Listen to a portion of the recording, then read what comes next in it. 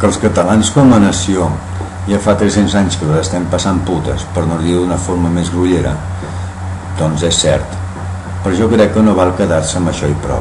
300 anys de segrest en tots els àmbits socials d'un país per força fan que la línia de flotació de l'autoestima d'un poble quedi necessàriament tocada, i que neixin presons mentals, a dependència, ve a ser com el síndrome d'Estocolm. Bé, no tothom, però sí masses compatriotes ho pateixen. Penso que refrescar la memòria sense embuts dels crims que ens han comès i ens cometen encara és del tot necessari i imprescindible. La meva àvia deia que perdonar és de bones persones, però oblidar és d'imbècils. Bé, ella deia de tontos. Malgrat això, hem de tenir cura de no cometre un error molt greu, al meu parer, i és el d'engegar un país lliure, que sense cap dubte ho serem, basat en el rancor. Cal fer un país que mira endavant, un país net de cor i cervell.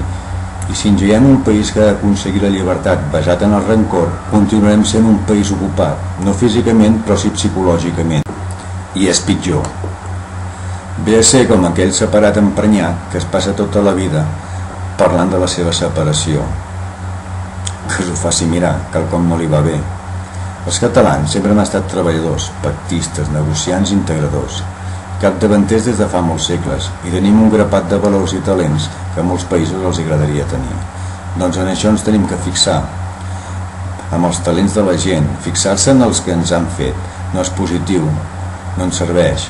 És cert que per saber on vaig és necessari saber d'on vinc, i al nostre cas ens varen desviar i tenim de reprendre el nostre camí.